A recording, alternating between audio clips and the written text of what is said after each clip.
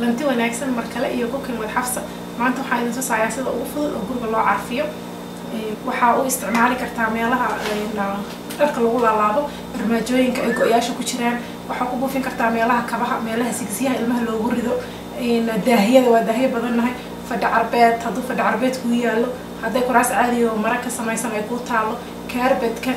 markii cuntada la kariyo waxa fiican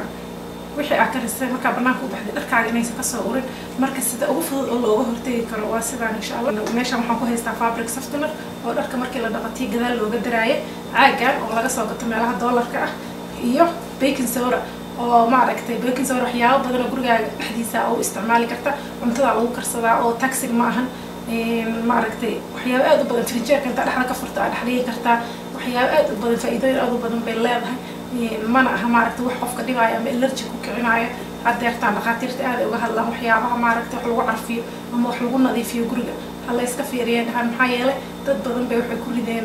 ilmo badan waxay ku rideen asma iyo wax la mid ah marka insha Allah sida ugu fudud oo gurigaaga u carafsan karto waa sidaan waxaan isku darsanaynaa oo ka kooban baking soda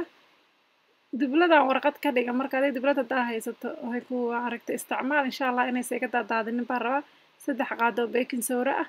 iyo koobkaas oo fabric softener ah kii maaragtay dharka markii la dhaqo kii gadaal looga shubaayay hore idinku sheegay marka intaas ay isku darsanaysaa waa isku dhamaatay biyaha ka buuxinaysaa wax yar aan luxaysaa marka luxdo waaba isku dhamaatay week ilaa 2 week waa ku haynaysaa meel kasta ku buufinaysaa isleedahay waa u baahan tahay kursigaas aan ku buufinayaa wax yar week dhan kursigaas ma sha Allah caraftiisa marka ku fadhiisato waa yaabe haddana waxaan idin tusayaa uunsiga ma aragtay sida guriga loogu shido adoo ilmaha yar oo guriga jooga ama qofka guriga jooga allergy iyo waxna ku kicinin digsigaas yar oo ugu tala gashay biyo ka buuxsanaysaa marka ka buuxsato jab uunsiga ku shubaysaa jabkaas uunsiga iyo 3daas xabo ma aragtay 3 dhibcood oo catarka markaas adiga haysato kayga inaan soo qoro muhiim ma aha marka intaas wiiga adiga ilaa iyo 2 wiig camal biyaha sidooda ku ahaanayaan oo markasta waa karkarinaysaa marka karkaraan 20 daqiiqo gudahood markay karkaraan ma aragtay guriga dhan caraftiya ku baxayso ma sha Allah aan ku dhahay aad uga heli doontaan marka catarka aniga aan haayo please soo qorayaan la idhiin maxaa yeelay muhiim ma aha ka adiga haysato isticmaal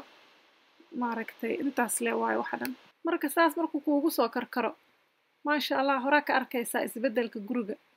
أضع قيقي وحنا الشدين صونا أسود وطبعا وأكتهين مركا قيقة إيو وإسكا بدنتا عن تكرسكا مركو حافي عن أنتي ما ركتي بنانك مركا أبحدي وحي أسوكري سمعنتا كاسو عارفي لهايين وحافي عننا ما ركتي در فريشو هذا ما ركتي كاسو بحي مشينكي در كل جودة خاي وكلينا أسو عرفتي كل بانيجا ساسا إلى الرون مركا إن شاء الله